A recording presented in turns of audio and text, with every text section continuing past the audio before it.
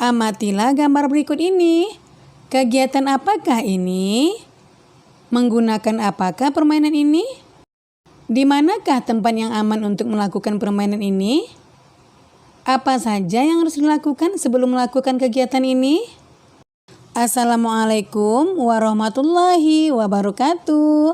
Halo anak-anak hebat, apa kabar? Bertemu kembali dengan channel Ibu Amelia Madonna. Kali ini kita belajar kelas 5, tema 1, organ gerak hewan dan manusia. Subtema 2, manusia dan lingkungan.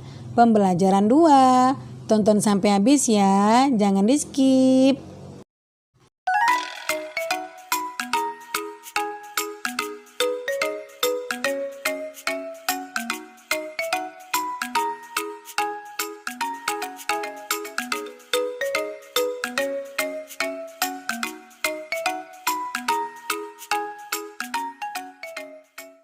Sebelum mulai belajar, mari kita berdoa dulu menurut agama dan kepercayaan kita masing-masing. Berdoa mulai. Berdoa selesai. Tujuan pembelajaran kita hari ini, yang pertama, dengan mengamati gambar, kamu mampu memahami tulang sebagai salah satu organ gerak manusia secara benar. Yang kedua, dengan membaca, kamu mampu mengolah informasi dari bacaan dan menentukan ide pokok dari setiap paragraf secara bertanggung jawab. Yang ketiga, dengan mengamati gambar, kamu mampu menyebutkan dan menunjukkan berbagai jenis tulang sebagai organ gerak pada manusia secara tepat. Dan yang keempat, dengan diskusi, kamu dapat memahami fungsi masing-masing tulang pada manusia secara benar. Yang pertama, muatan IPA KD 3.1 dan 4.1 menjelaskan alat gerak dan fungsinya pada hewan dan manusia, serta cara memelihara kesehatan alat gerak manusia. Anak-anak hebat, apakah kamu sudah mengamati gambar berikut? Ya, tentu saja sudah ya. Yang pertama, kegiatan yang nampak pada gambar tersebut adalah anak-anak sedang bermain sepak bola. Yang kedua, kegiatan tersebut termasuk permainan yang menggunakan kaki. Yang ketiga, tempat yang aman untuk melakukan kegiatan tersebut adalah lapangan sepak bola. Jangan di jalan raya ya, berbahaya loh. Yang keempat, apa saja yang harus dilakukan sebelum melakukan kegiatan tersebut? Ya, sebelum melakukan kegiatan tersebut, kamu harus melakukan pemanasan. Ayo mengamati. Anak-anak hebat, perhatikanlah gambar berikut ini.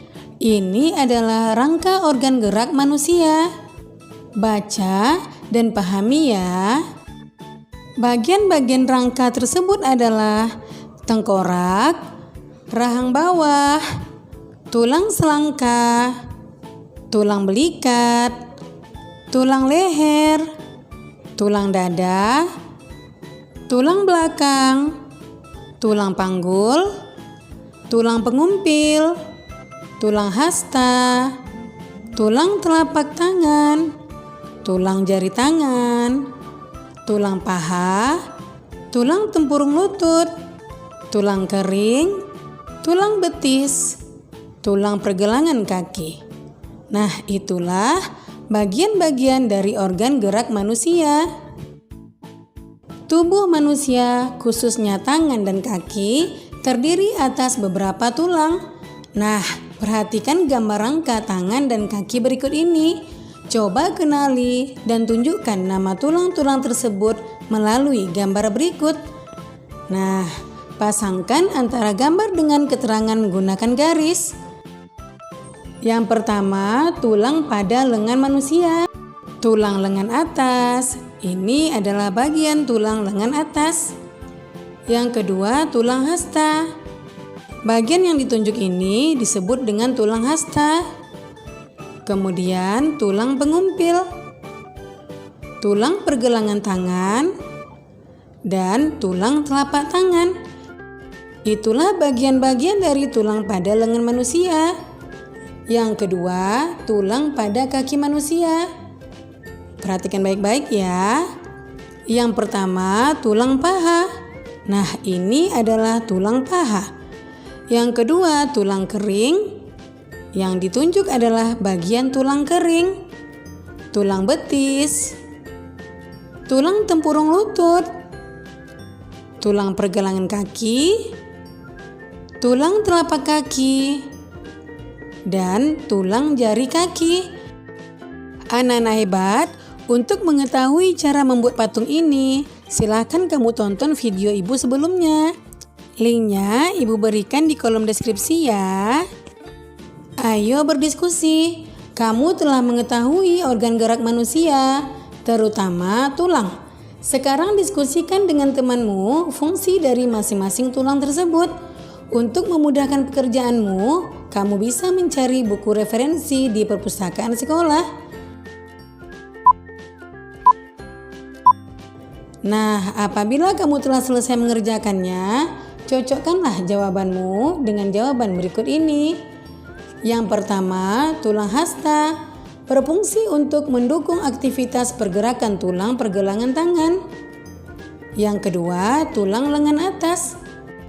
Tulang lengan atas berfungsi untuk membuat gerakan menjadi lebih bebas. Tulang lengan atas didukung oleh komponen syaraf dan aliran pembuluh darah. Yang ketiga, tulang pengumpil. Tulang pengumpil berfungsi untuk menyatukan siku dengan tulang pergelangan tangan. Yang keempat, tulang pergelangan tangan.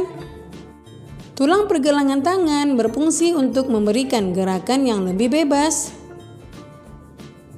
Kemudian tulang telapak tangan. Tulang telapak tangan berfungsi untuk mendukung aktivitas telapak tangan. Tulang jari tangan. Tulang jari tangan berfungsi untuk mendukung gerakan manusia. Kemudian tulang paha. Tulang paha berfungsi untuk menggerakkan kaki dan letaknya di atas tulang kering dan tulang betis, serta di bawahnya tulang panggul. Tulang kering. Tulang kering berfungsi sebagai menyambung lengan, menghubungkan lutut dengan pergelangan kaki, membentuk bagian kerangka pada kaki bagian bawah. Kemudian tulang betis. Tulang betis berfungsi untuk menopang berat tubuh dan juga untuk mengatur gerak tubuh ketika berjalan. Tulang pergelangan kaki. Tulang pergelangan kaki berfungsi membantu untuk memungkinkan gerak naik turun kaki dengan adanya sendi engsel dan membantu untuk melangkah serta berjalan dengan cara yang nyaman dan seefisien mungkin. Tulang telapak kaki. Tulang telapak kaki berfungsi untuk menopang berat tubuh dan untuk membantu mengatur gerak tubuh ketika berjalan, berlari, dan melompat. Yang terakhir, tulang jari kaki. Tulang jari kaki berfungsi untuk membantu tubuh saat berjalan, berlari, atau berdiri agar tubuh tetap seimbang dan tidak terjatuh. Fungsi organ gerak manusia sangat banyak. Hampir semua aktivitas manusia tidak bisa terlepas dari organ gerak. Bukan hanya dalam sepak bola saja. Coba kamu sebutkan aktivitas manusia yang memanfaatkan kerja organ gerak. Ya, tentunya mengangkat beban, mengayuh sepeda, main lompat tali, berlari, atau menaiki tangga. Yang kedua, muatan bahasa Indonesia. KD 3.1 dan 4.1 menentukan pokok pikiran dalam teks lisan dan tulis. Tapi sebelum kita lanjutkan, jangan lupa kamu tekan tombol like, komen, share, and subscribe ya. Juga tekan tombol lonceng notifikasinya agar kamu tidak ketinggalan video-video pembelajaran terbaru dari channel Ibu Amelia Madonna berikutnya. Terima kasih. Ayo membaca. Anak-anak hebat, bacalah dalam hati teks berikut ini berjudul Penyandang Cacat yang Sukses. Anak-anak hebat harus semangat ya.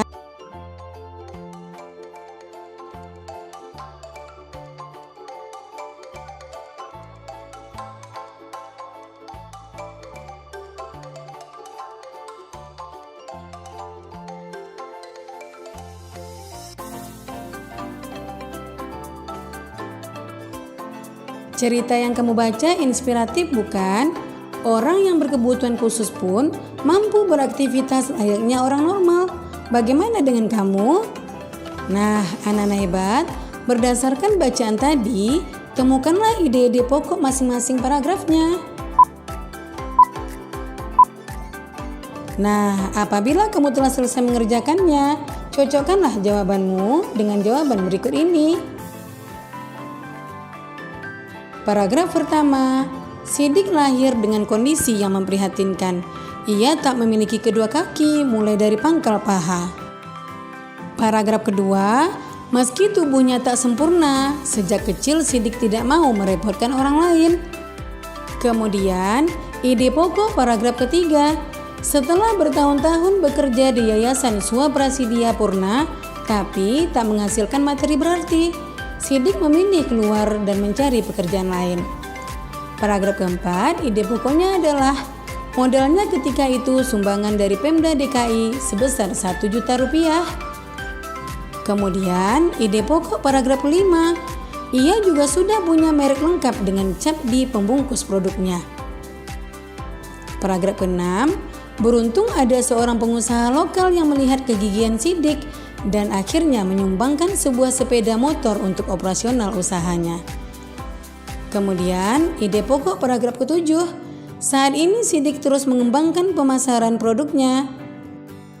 Dan ide pokok paragraf ke-8, kini dari hasil usahanya Sidik mengantungi keuntungan sekitar 1-2 juta rupiah per bulan.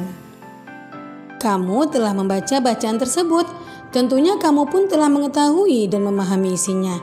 Banyaknya informasi yang kamu dapatkan dari bacaan tergantung pada panjang dan bobot bacaan. Tentunya akan berbeda informasi yang kamu dapatkan antara membaca teks berupa karangan dengan membaca buku. Yang ketiga, muatan SBDP KD 3.1 dan 4.1, memahami gambar cerita. Ayo berkreasi, asik sekali ya aktivitas membaca itu. Apalagi jika membaca sebuah buku secara menyeluruh. Pada saat membaca buku, sebenarnya isi dari sebuah buku sudah dapat kita terga atau prediksikan sebelumnya dengan melihat sampul atau cover buku tersebut ya. Karena memang sampul cover buku merupakan bagian buku yang berupa gambar ilustrasi yang bisa mewakili isi buku. Cover yang baik adalah yang bisa memengaruhi dan menarik minat orang untuk membaca isi buku secara keseluruhan. Untuk itu, maka semua cover harus memenuhi unsur-unsur berikut.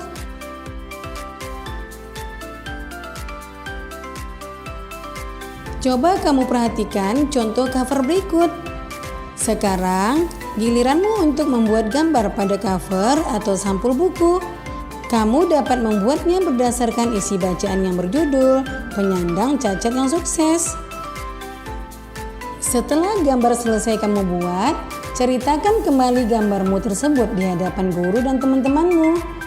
Jangan lupa untuk meminta masukan atau pendapat dari guru dan teman-temanmu terhadap gambar dan ceritamu ya. Tuliskan masukan dan pendapat tersebut pada kolom berikut. Nah, demikian video pembelajaran Ibu kali ini. Semoga bermanfaat ya. Jangan lupa kamu jaga kesehatan, ikuti protokol kesehatan, tetap di rumah, dan semoga wabah COVID-19 cepat berakhir dan anak-anak Ibu bisa datang ke sekolah lagi bertemu teman-teman dan guru yang dicintai. Sekian, Assalamualaikum warahmatullahi wabarakatuh.